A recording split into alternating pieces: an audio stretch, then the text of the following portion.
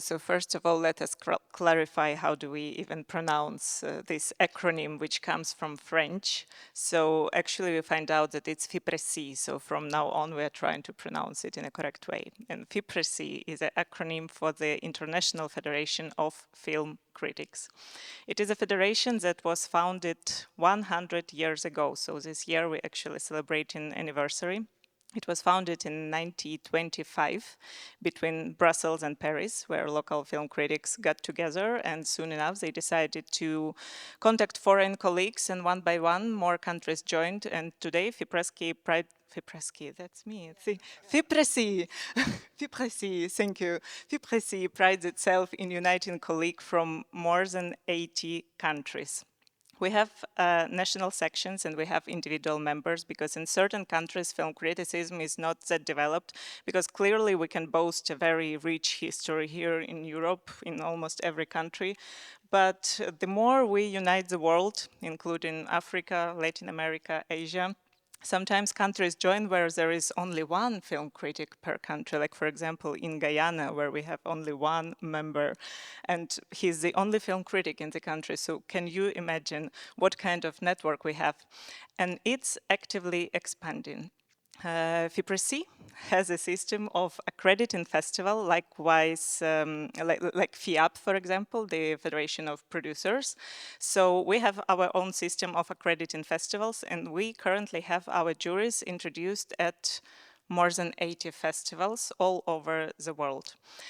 For some time, it's true that FIPRESCI had this issue of being perhaps a little bit too Eurocentric, but as world becomes more globalized and borders perhaps in certain sense don't matter that much anymore thanks to social media and thanks to all the connections that we have. Politics stands in our way, that's true, but it doesn't stop us and we go to more and more new destinations. For example, here in Košice, it's our reconnection with Slovakia. We were present here some years ago at Bratislava Film Festival. Unfortunately, this collaboration came to an end and we were not present in Slovakia at all. So Eastern, Central Europe, unfortunately, again, due to political reasons, are now maybe not that much on the map. So we are immensely happy and we're grateful to the festival that they invited us to be back. And this is a tremendous discovery. I myself am originally from Ukraine, so clearly Eastern Europe, but I'm living in Scandinavia for some time now. And I don't watch that much film from Eastern Europe anymore. Perhaps, I was wondering, when I was invited to a jury here, I was wondering why it is so. And I figured that perhaps I was trying to detach myself from a lot of traumas. So coming back here and reconnecting with my roots and addressing the issues of this part of the world, but also the beauty and richness of the culture, it's a tremendous experience. And that's also part of the job that FIPRESCI does.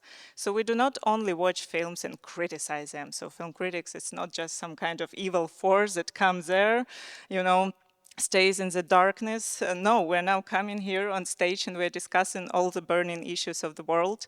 And we believe that through films, we can start the dialogue and we can keep a little bit of reason in this mad, mad world. So I'm very happy that my colleagues are here today representing different countries, different cultures. And I myself, I'm very curious to discover what we have to share because FIPRESCI is not a solid organization and there is no particular rule or ways that film criticism goes. It depends very much on the film culture in particular country. In different ways that industry is funded. Again, how politics influence us, how even climate influence us, it's all included. And that's why I hope that today we can cover a little bit how, despite being so different, we still stay on the same ground regarding keeping films as a starting point for a dialogue. I want to ask you, what are you thinking about your history, and how was work in the history, sorry, like now you are in the water plant, and how it works when was it socialism? Ooh, that's a very good question. Yeah, anyone wants to address that? Because I was not really there when it was still the case. I think that situation nowadays is starting to approach somehow what it used to be. And you know, we are still operating in many post-socialist countries, which is a very specific context, of course. And what we noticed here as we were uh, myself and Anders were in the jury of Eastern and Central European films, and we noticed that many of the movies are still addressing the issues related to this post-Soviet trauma, let's say, which maybe is not the case in Scandinavia and Western Europe. Perhaps for you it was a little bit more exotic, let's say, but maybe you can speak a little bit about that. How do you see this part of the world in the context of criticism and movies specifically? Want to start? Yeah, sure. Well, yeah, I think this is a kind of a division between having experience from post-Soviet countries and living in beautiful Scandinavia with no problems whatsoever. That's not true anyway, but still, compared to many different cultures and political changes throughout the years, we have been quite solid and at the same place, and we've been able to develop our own culture and don't have to be governed by some authoritarian rule, for instance. So I think that's an experience which is interesting from my point of view, of course. I understand we may look alike, we may like the same coffee brands, but there is a distinct difference which is hard to pinpoint down. You can feel it sometimes in relation to certain experiences, certain changes, paradigm shifts throughout the times. And when I travel, I often get, especially when I go down south, perhaps more African countries, so down when I say I'm from Sweden, it's, oh, Sweden, paradise, right? Oh, equality. Well, of course, it's the truth, but I understand why perhaps Scandinavia, also during the migrant crisis 10 years back, was the destination for people, because we have a different kind of social system. We don't let people fall through the cracks. It's not completely true, but it used to be true. So I think that is the main difference. We used to have things provided for us. We don't have to bunker up food, for instance. We have this. We know we have water tomorrow. And I think that's very basic and made a difference between experiences. You know, if you lived in countries where you have upheavals and revolutions and coups, you're perhaps somehow more prepared that, okay, everything can change tomorrow or next week. We're not even thinking about that, except nowadays the times have changed very much. We are preparing for some kind of war in Scandinavia as well, and of course NATO, all these changes. But to me, that is the big change in time of how you approach contemporary things, how you approach news about different things, and that's more inherited on a mental level, I say. But that influences the films you see. I mean, films made in Scandinavia, Norwegian has a kind of golden age of filmmaking now, of course. They address familiar issues, problems within the family structure, those kind of superficial topics, which is, of course, interesting for all humankind. But we rarely, let's say, 10% of films made in Sweden each year has addressed more political topics, except in documentaries. That is completely different, but in fiction film, I'm saying. So it's interesting. And one of the more, perhaps coming to that later, but be able to travel festivals and meet people from different cultures, you learn a lot. And I think FIPRESCI is the place actually when you can share different experiences. You get a bit humbled towards how different actual life can look and how the prospects look for people. Things you take for granted may not be so self-evident in different places. That's also one benefit of FIPRESCI, of course. Yeah. And I will just add to this that you've spoken from the point of view of one of the happiest countries in the world, but speaking from countries like Ukraine that are going through very troubling time, I can say that federations like FIPRESCI can give a lot of opportunities to people, and they can be your link with the world and your opportunity to travel that you might not get otherwise at all, and to learn languages and to meet people, to work on international project and to really make an impact. Because I believe that now times has come when, thanks to the publicity that we have, thanks to the prestige that the previous generation built for us, we have this huge platform where we can reach a lot of people and truly start dialogue sometimes on the very sensitive topics, and due to the fact that we are all coming from different cultures, and sometimes we do not agree on everything.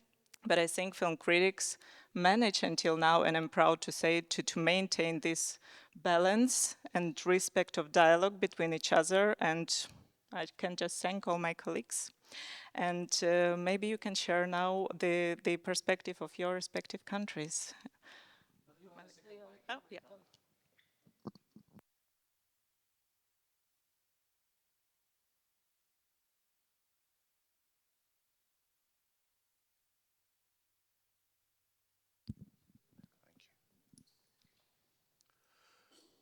I think one of the things that strikes me most is the thing that you've just mentioned, Elena.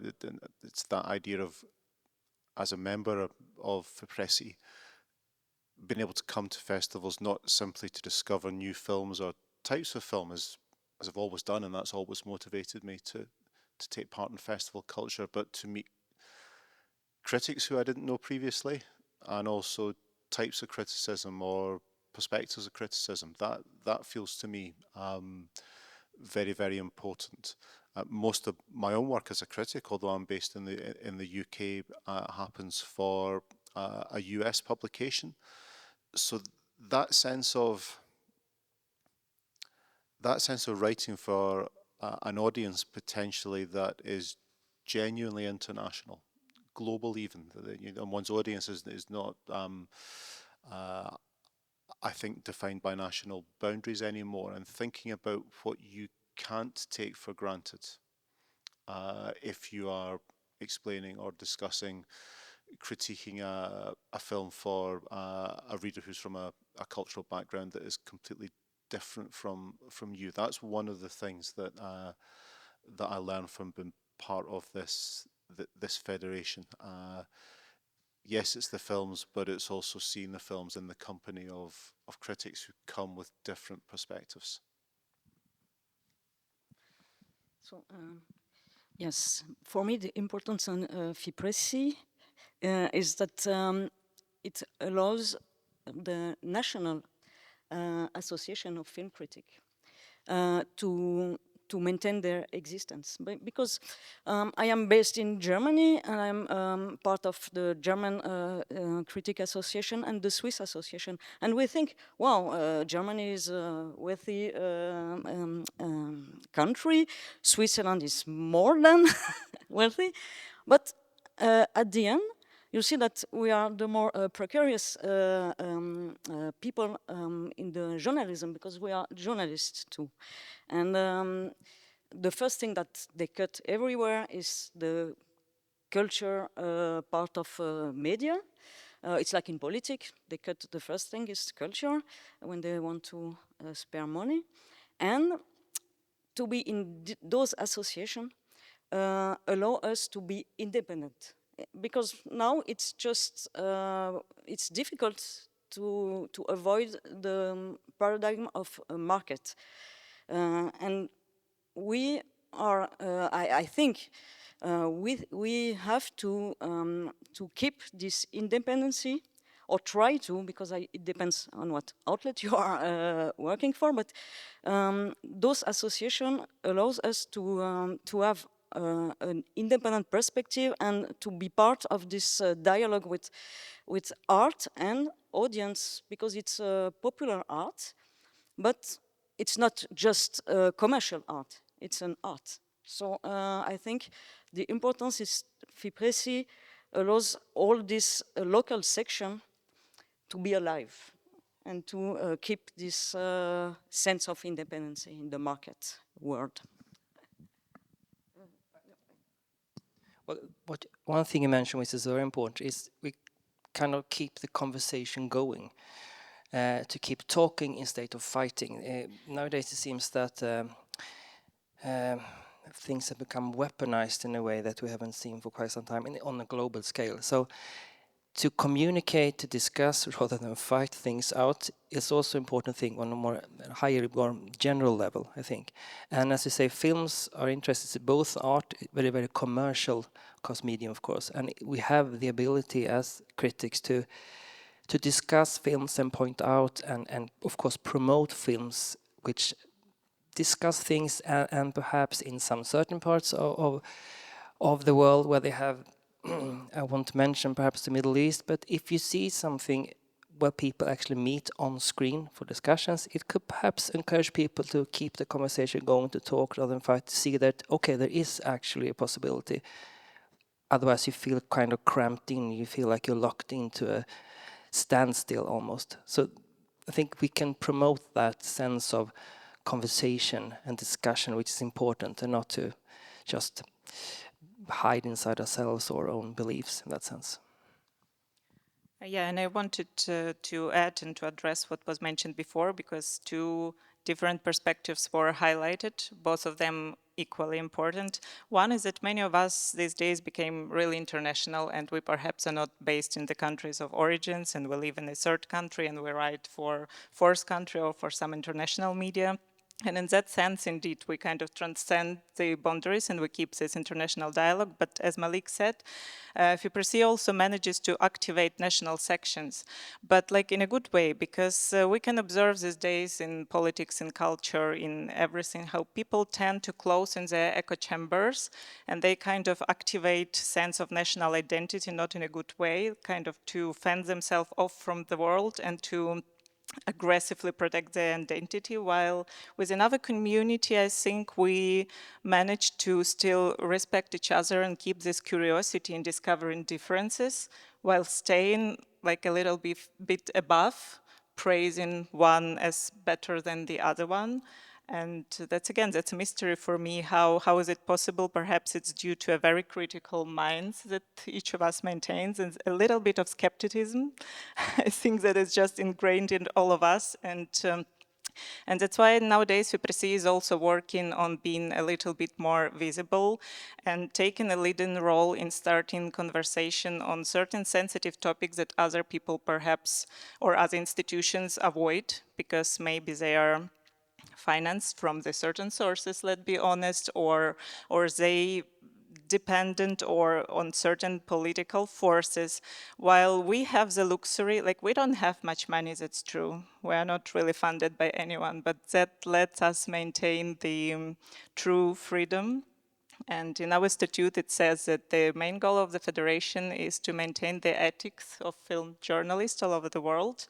And I think that freedom that we have and that we are able to maintain until this day and keep functioning successfully all over the world, I think that's a key feature of our Federation, really.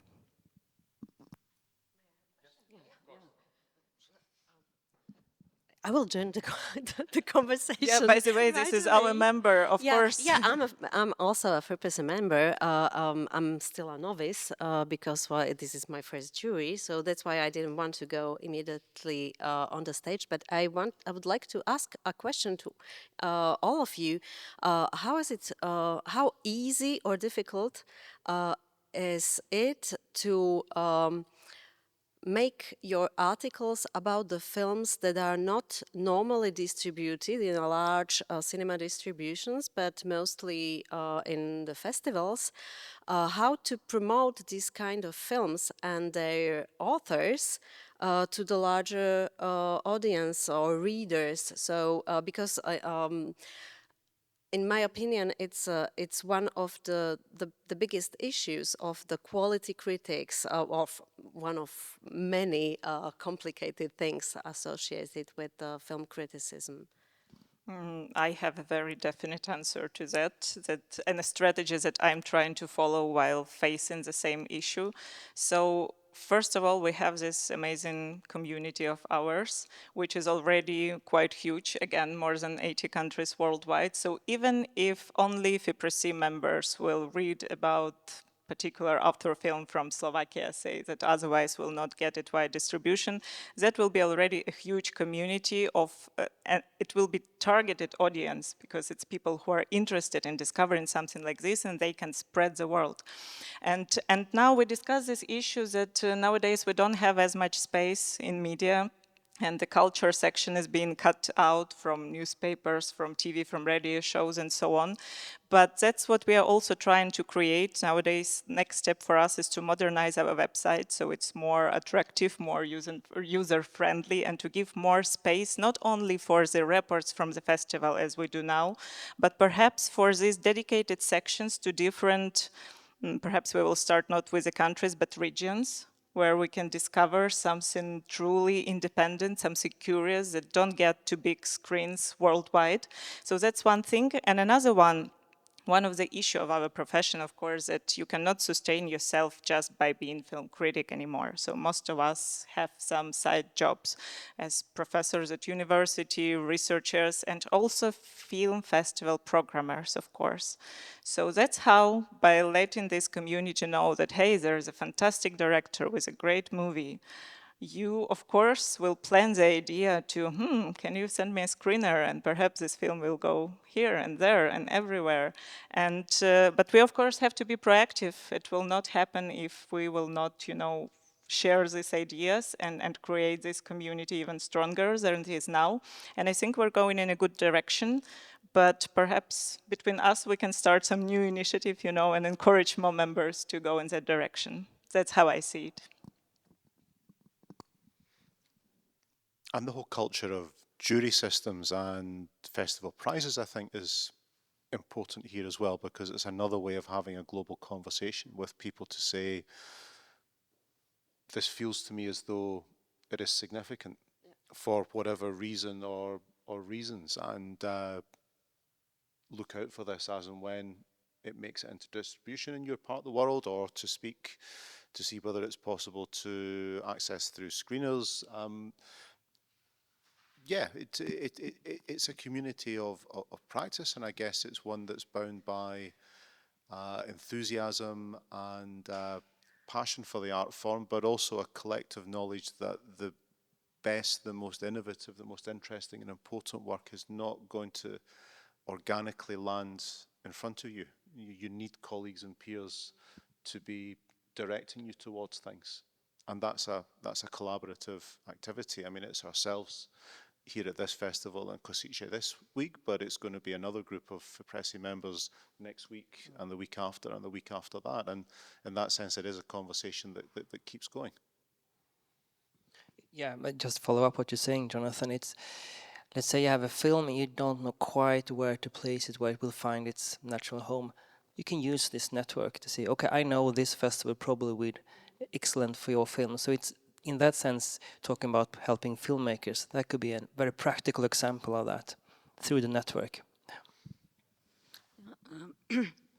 I have the chance to work in 2 countries, Germany and Switzerland, that have a lot of independent cinema and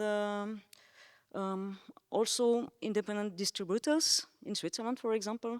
And I'm traveling a lot in festival, and not only the big one, but I like to discover, because there I encounter film and I encounter people too. That it's not possible sometimes.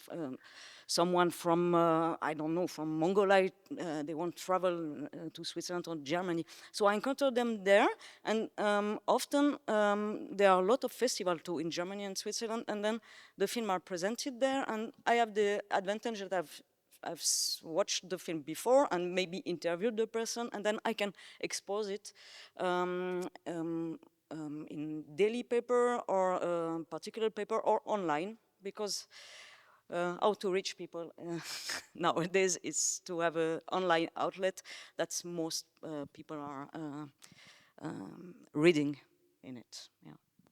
Yeah, and I think it's, of course, very important to keep conversation going in the languages that will be accessible to, considerable part of the world. So, of course, primarily it's English, but also French-speaking world. We have a very active Arab sections, and we're expanding there. Then Latin America is engaging more and more, Asia, Indian, but we should be able to communicate it to each other, I think, in English mostly. So it's also a responsibility of ours, because all of our members, of course, speak English. So we need to share at least a bits of materials to promote your articles in English. And then if it's online, of course, there is translators these days, so we can still follow up on your article, even if it's published in Slovak or any other language. But at least on social media, I think it's important to do this short overview and teaser of what you are speaking about, and to lead people then to your main article. So I have one question.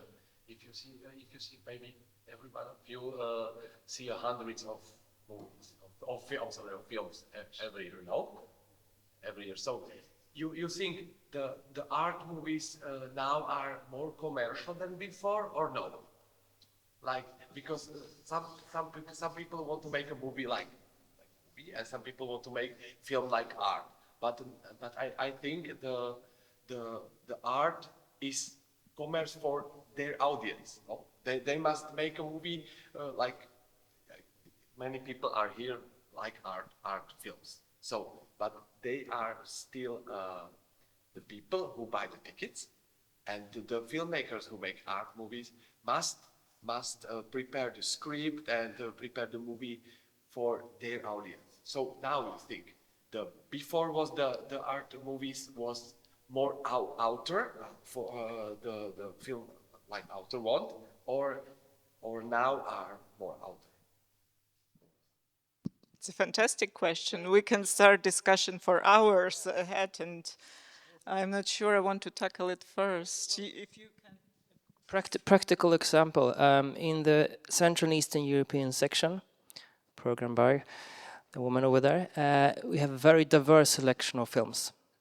One of them would surely be considered an art film, which probably would suit best in a gallery context. You know, it's a photographer, so the compositions are very meticulously made.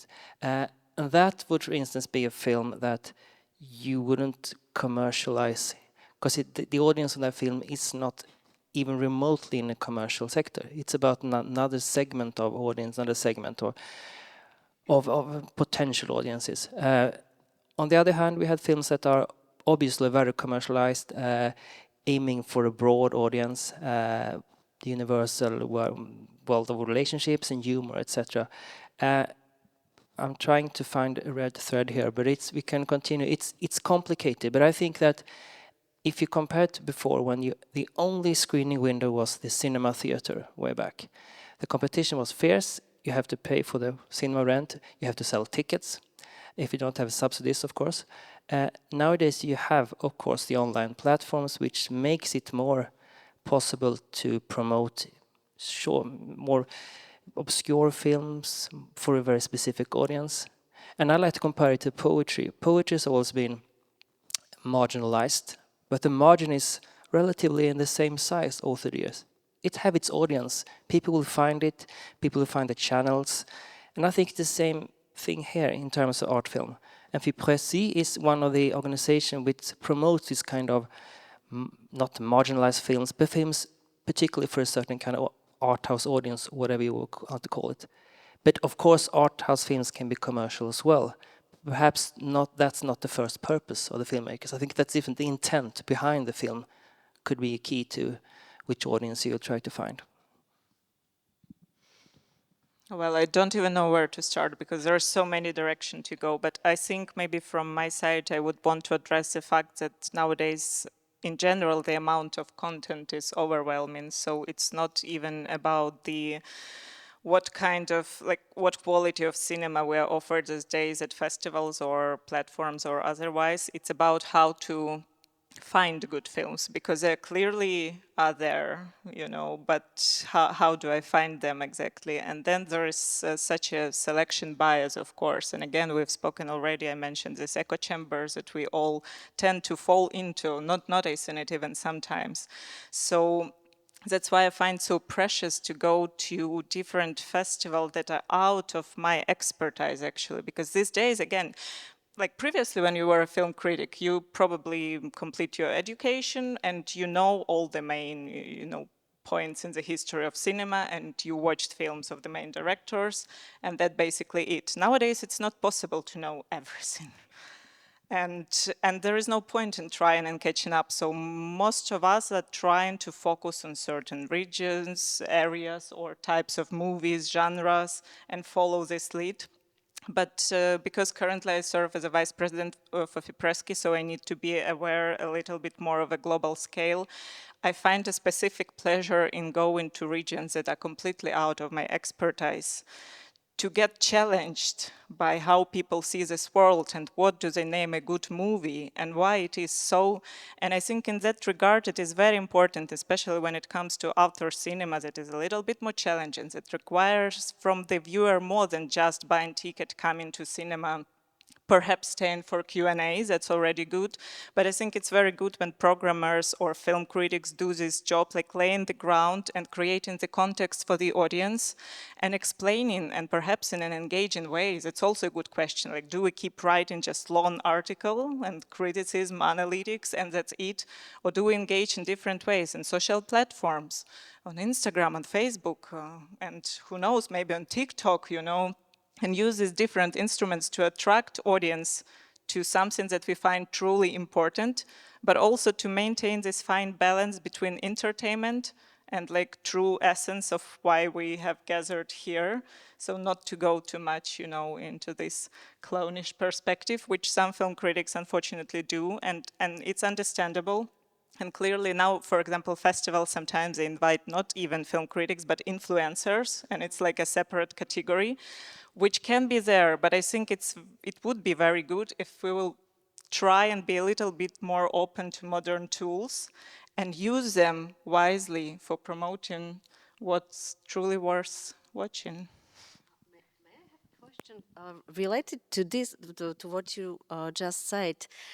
If film critics should use another, or well, all these tools we have to our disposition, how important is the quality of the beauty and the percutance of the relevance, pertinence of the text? How important for you as a film critic? It's a text genre in itself. So in this speedy, very versatile world, do you still have time to cultivate your writing skills? Do you have the opportunity to cultivate it if you don't write in your mother tongues, or how does it work for you? Because for me, as a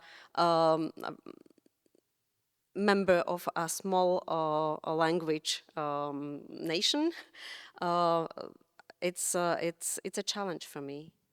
Well, you speak English, so it's not maybe, but you have probably well, still time to cultivate your text skills or writing skills.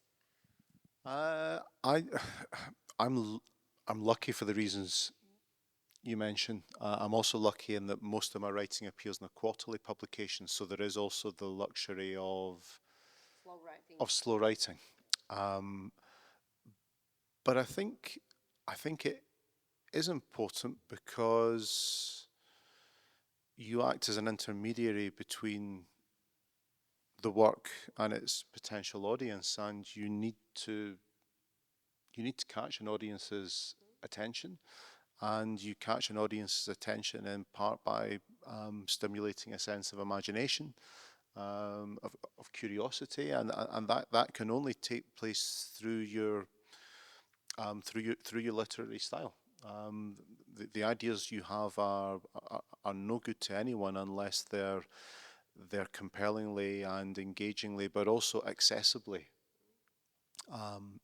expressed, so that people feel as though they're coming to a conversation of which you actively want them to be part. So the writing needs to be good, but good writing is also clear writing. It's humorous writing. It's provocative writing. It's funny, but it shouldn't be obscure. And these are difficult things, I think, to cultivate in any time scale, but particularly if you are writing almost in live dispatch form. But I'd be really interested to hear how our colleagues experience and engage with this. So For me, I'm trying to adapt myself to the audience because I'm writing for quarterly, for dailies, for online. But my problem, I write almost in English only for FIPRESCI. And I'm very frustrated because I keep my expertise, my perspective, my analyze skills, but I'm thinking in French. So I like to write and to write. I'm not so clear. I'm not writing clearly. Sometimes I'm a crypto thing because yeah, I feel that it's not only about film. It's also about respecting my audience and giving them. But maybe it's because it's in French, a little bit literary paper or article. Yeah, and I'm also adapting if I'm because there is a lot of cinematic genre. If it's documentaries, I'm less in my writing skill, but more in my expertise as political scientist to make in perspective the thing. But yeah, I am in English. I am frustrated.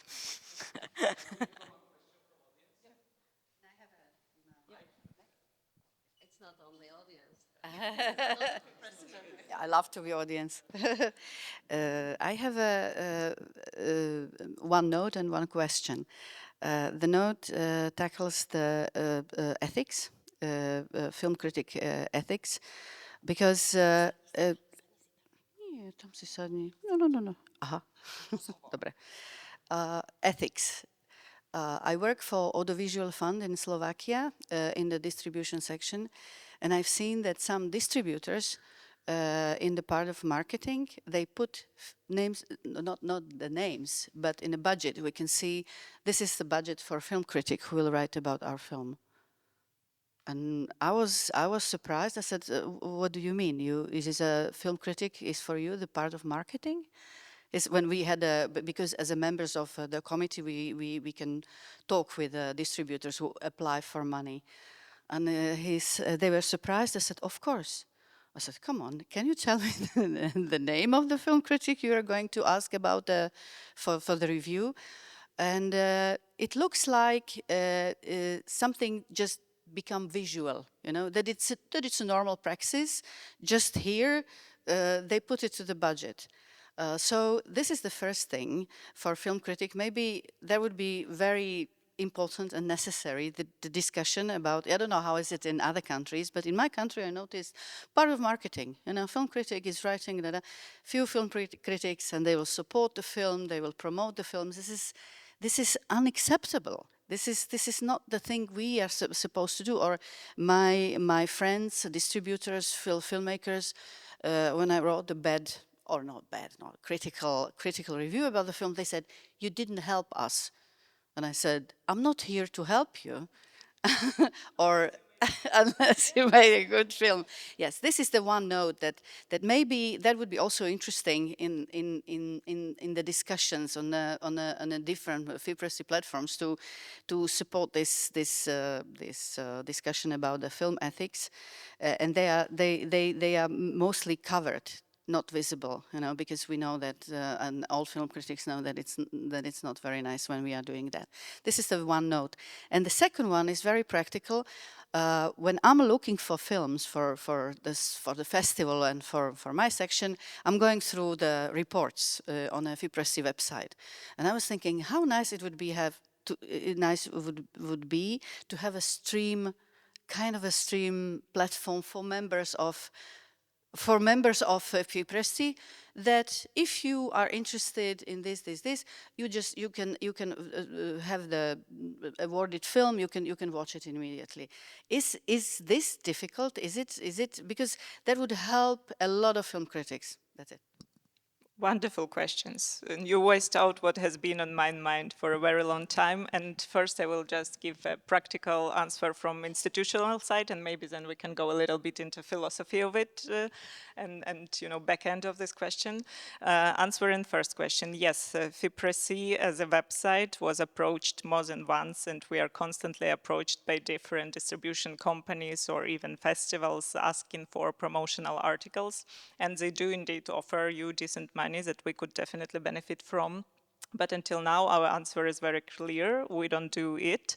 And if you want to collaborate us, there is a procedure of accreditation of the festival. Please follow it. And if films are good, we will do all the promo for free. So we are moneyless, but proud. That's answer to, but that's a good discussion to follow up on that. How do we fundraise ethically?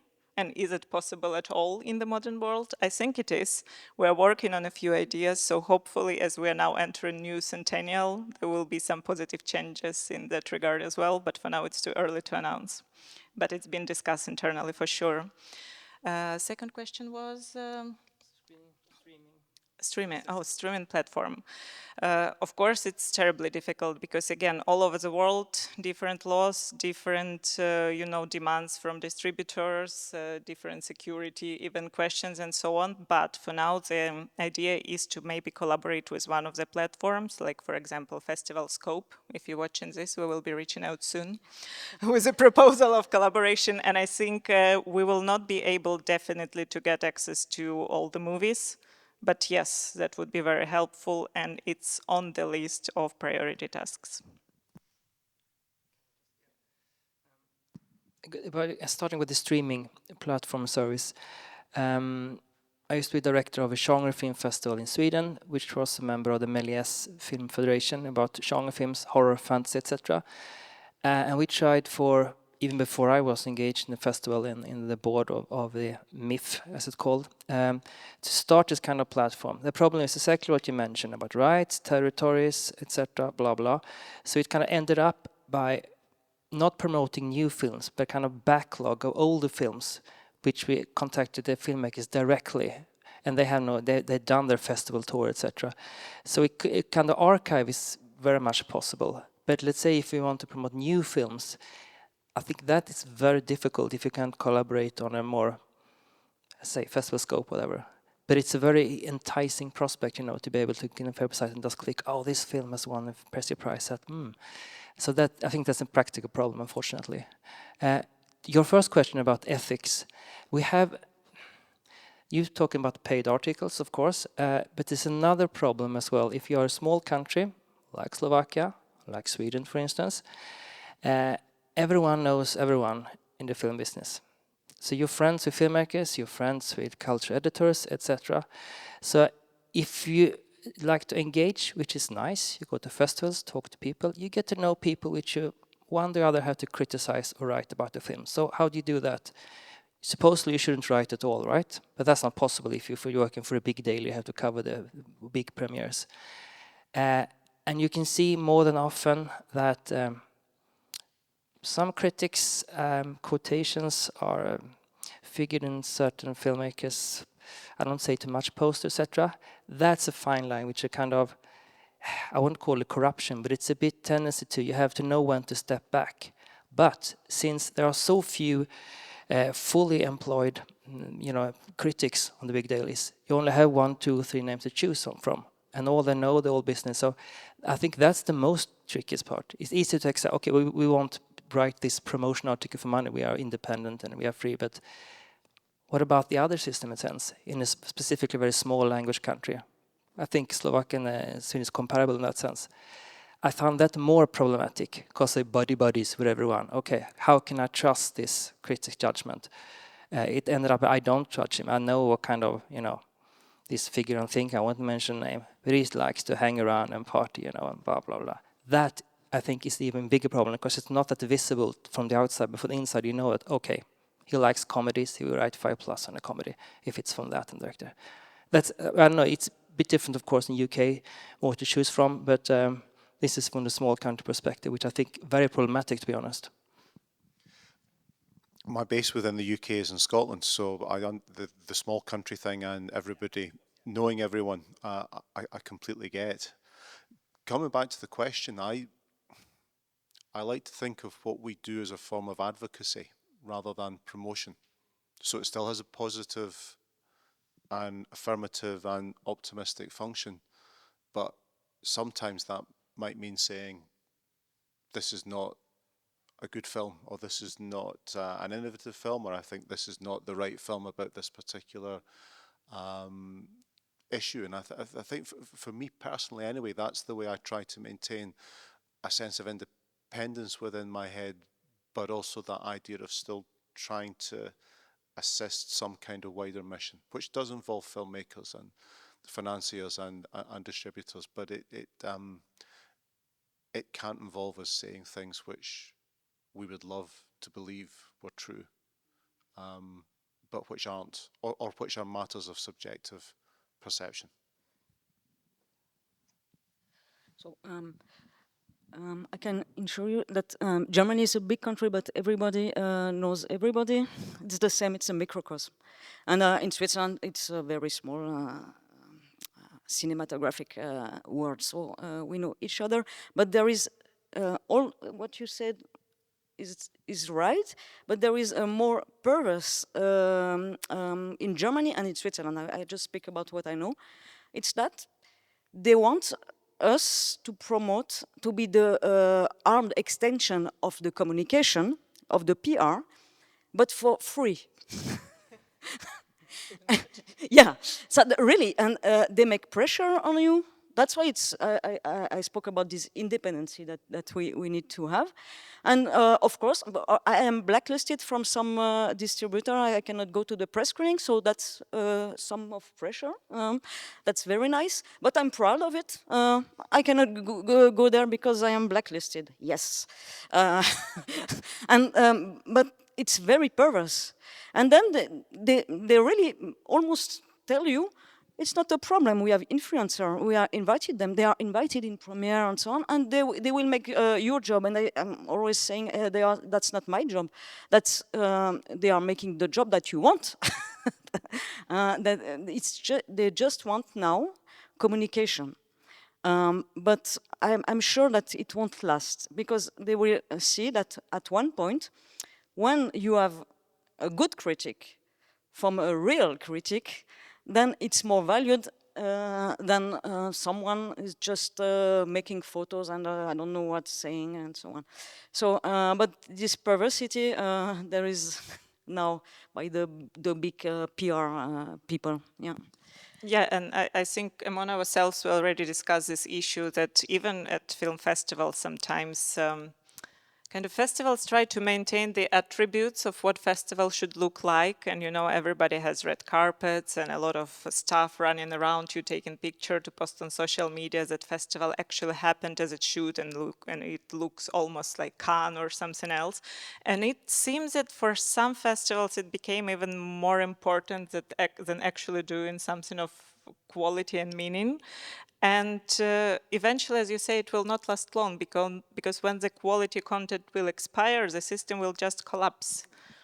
We will observe and we will be back to support it, you know, get on its legs. So we're optimistic, I think, regarding that, and we should just keep doing what we're doing. So, do you think now nowadays it's more difficult to send independent film on the film festivals?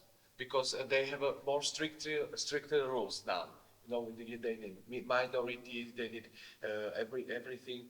And independent, if I am independent filmmaker and I want to make my movie, and if I want to send a film on the film festival, and they send me the rules, this must be this. Okay, it's not my movie. No, and if our independent filmmakers are still independent, and or they must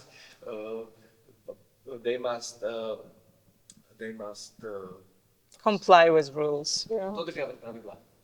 To follow the rules. To follow the rules, but because they are more strictly than before now.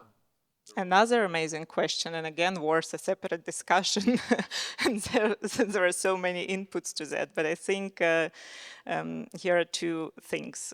One thing is, of course, in modern world, it's hard to underestimate the importance of communication. So once you start working even on the most independent film ever, it's important that people know about it and that you are working on it and there you put in effort in it. And I don't know, go maybe half of the world and live with your character for 10 years somewhere. So if you do all this and you tell no one, and then you just come up and say, I have this amazing independent film, there is very little chance for you really to get in. Unfortunately. Of course, there are still lucky coincidences and, you know, good programmers looking for it. But still, because we tend as programmers, as film critics, to follow films sometimes even from the very idea, you know, and we love to see how they're developing and we love to follow directors' personalities. So we don't just watch films like last night when we had Deliberation already, so we know the winner. And immediately, because during the screenings, we were completely unbiased and we didn't stay for Q&As, for introduction, we didn't look up anything about the film, but once we knew the winner, the first impulse was to go and read more about the director and how he made it and what he went through, you know, so this is a really important part of promotion and directors, independent directors should not underestimate it. The second question that you addressed, like all the rules from maybe funds and so on, I think it is a huge problem, especially in, I must tell, Western Europe, because a lot of funds now come in from there, and it's good that there are a lot of collaboration with less fortunate countries, let's call it like this. Recently, I had a conversation with a filmmaker. I clearly will not say his name and the title of his movie, but he said to me before the screening, you will observe during the screening that the first part of the movie was made for the European funds as they wished it. And second one, I followed my heart. It was two different movies, I must tell you, and I preferred the second part much more. But should he go for the second part from the very beginning, he would never get funded.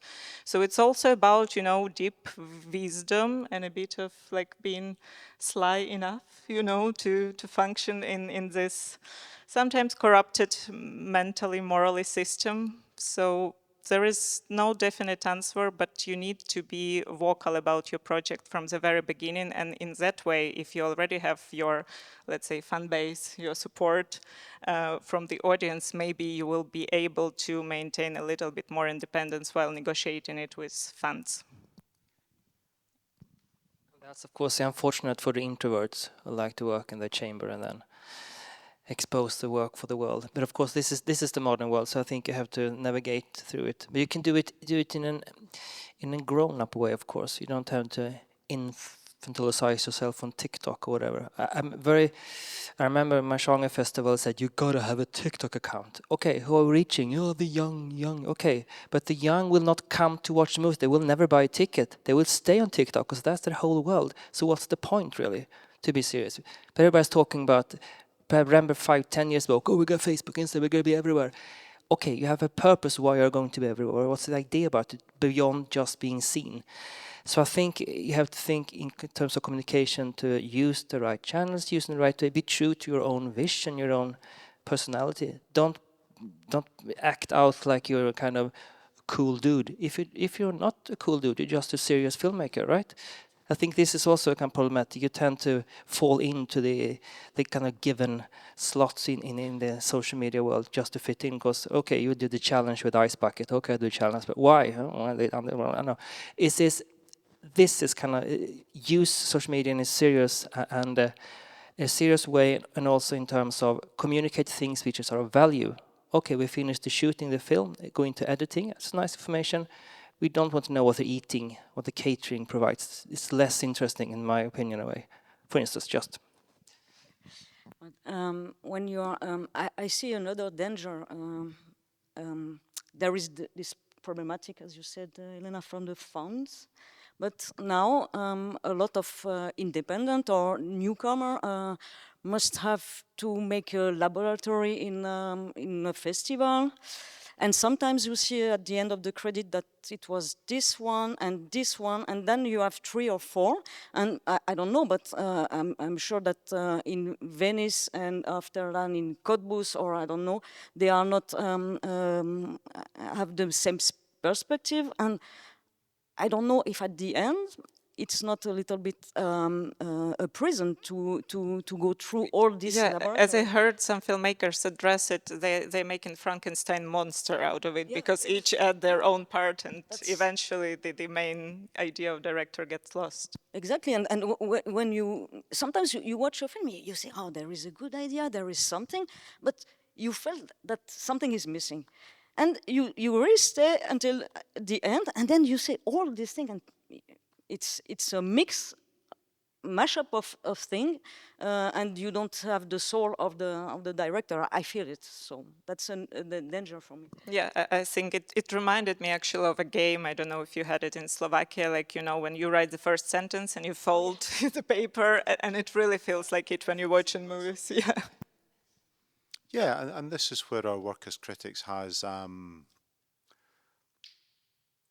almost a diagnostic element to it, because we're part of a relatively small circle of people involved in contemporary film culture who understand something relatively extensive about how the mechanics of contemporary film development work, and particularly the place of film festivals in that, and can talk about the downsides to this system of production. And I think sometimes you're not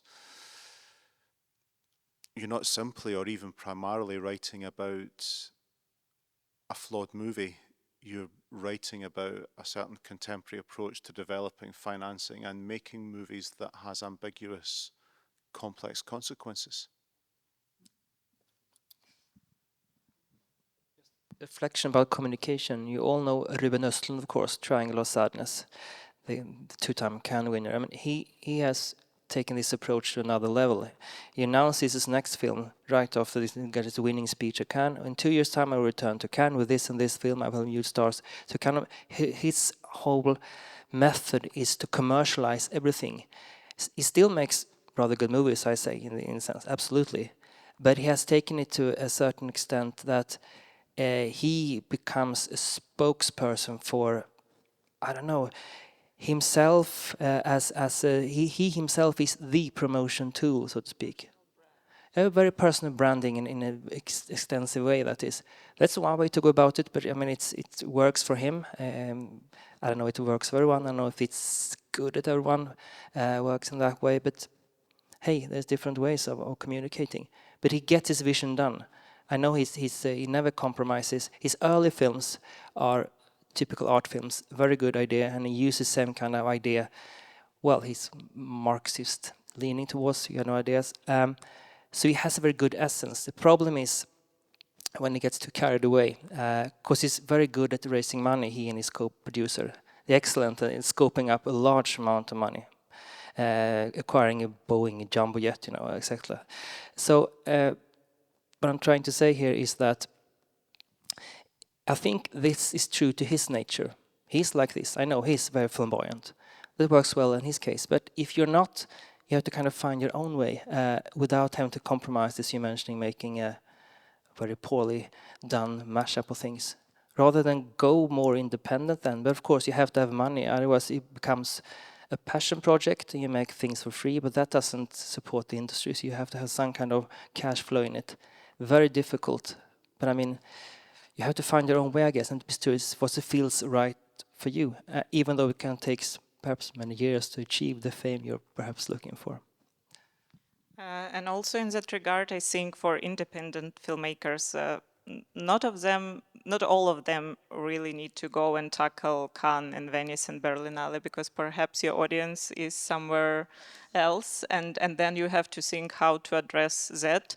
Say, I, for a few years, was programming ethnographic documentary film festival. This is a very specific niche. It doesn't have a lot of money, but it has money from research institutions, from certain foundations for specifically targeted topics. So, say, if you're a filmmaker in this area, there will be no use for you to go, to Cannes, and you will not change the world. But with this targeted, force, like that you will deliberately go to a specific foundation, and maybe you can bring, some new humanitarian initiative to a tribe in Papua New Guinea, and it will make much more sense to the world rather than having a picture from Cannes, and then everybody maybe even forgets about you, So, if I have some questions from audience, because we have time now. If you want, we can continue for a few minutes. Question, just one question. Actually, as a film festival director, I also have maybe a desire to share my experience with difficulties to deal with mostly prestigious journalists and prestigious journals, because as a director of a small film festival, I struggle to make publications about my film festival. And this film festival actually promotes a very unknown country, my home country, Kazakhstan, and we have a lot of difficulties. When you are talking about prestigious film festivals like Cannes and Berlinale and prestigious newspapers, of course, I understand that it's very important for journalists to have publications, but I think small, just online portals, small newspapers make more amazing and tremendous job to promote such film projects. And for example, in order to become a FIPRESCI member, I know it's very important to have different publications in very important magazines. But in France, for example, I've been struggling for contacting Le Monde, Cahiers du Cinéma, Le Figaro. They never respond. They even come to our film festival. They meet famous film directors. They write articles about them, but they never mention film festival because it's not at their home. This is the problem I face with famous journalists. It's just because it's a difficult question, and again, we're in public space, it's been recorded, so we cannot speak as freely as we would want to. But I can only sympathize with that and say that I, from my experience, very much understand, because again, I'm originally from Ukraine, and I've been programming this quite tiny niche festival back there. And I would say I was not the only programmer, so I can say that the programming overall was pretty amazing, to tell the truth. No one was interested in the festival, but when the war started, suddenly, you know, all the major titles are there and they want to have our commentaries and so on. But then Palestine starts, you know, so no one cares about us. Now Iran starts, and it goes on and on. So unfortunately, this clickbait thing for major publications, yes, it's a big issue. Absolutely, it's all about what's trending right now. Obviously, or apparently, the world can only have one thought in the head at the same time. But what you're saying about prestigious journalists coming, I am quite abhor that kind of behavior, in the sense that they're coming to write about this star, but who is the one who's brought this star to attention? It's the festival. Of course, you mention it. That's snobism, elitism, whatever you call it. A bit upset to that, they're saying, because you have to, of course, mention the one that people who's made it possible. For instance, at the film festival, of course, you mention the volunteers. Without nothing would ever happen. It's about recognizing. I don't know if it's on purpose, or they think, you know, they're so high up, so they don't want to touch those people at the very bottom. I don't know. I don't know if it's specifically French, but they can be a bit snobbish in sometimes there. So abhorrent behavior, I'd say. That wasn't an answer, it was a reflection. I will just end that maybe one way out of it is to engage at least one celebrity in your niche, you know, so it attracts attention. And then you say, yeah, okay, but they mention celebrities, they don't mention the festival. But you need to clearly communicate your conditions, and you have to have this celebrity on your side, and, you know, to kind of take this media hostage, saying that, if you don't mention us, he will make a post about it, saying that, like, yeah, what a shame. A little bit of political games here. So it's more about lobbying, yes? Diplomacy. Diplomacy. Nice project. Conversations, And where you see the future of FIPRESCI? Yeah, it's bright. You know, like this famous meme with Lynch. I see the future. I'm wearing glasses today because I can see the future, and it's bright. So I think that's my only answer. We are entering new centennial. In FIPRESCI, we have a new board. in September we will have elections, so our structure will become even more democratized, because for the past 38 years we had the structure, like even more, we had the structure where we had general secretary. I think it's a little bit outdated position. And for the past 38 years it was Klaus Eder, the legendary film critic from Germany, who actually built up FIPRESCI to the federation that it is today. At the beginning of the year, he stepped down and he handed over the power to the new board. And now we are trying to make it more transparent. We have president, we have 3 vice presidents, and it's not only representative positions, it's people who actually do the job. And we're trying to expand our team and redo our website and engage more with the festivals. And thank you again to the Art Film Festival here that you gave us this space to be more visible and to have it recorded so we can also reach more colleagues and interested people worldwide. And of course, I encourage young film critic, everybody who's interested in joining this fantastic community, to reach out to us. We always reply to everyone. So if you have 2 years of experience and you are published actively, you can become a member of FIPRESCI. So please reach out, info@fipresci.org. I'm using opportunity. So yeah, the future is bright. Colleagues? Yeah. Yes. Agree. So, any questions from the audience? Okay. So, thank you very much. Thank you. Beautiful Thank you. masterclass.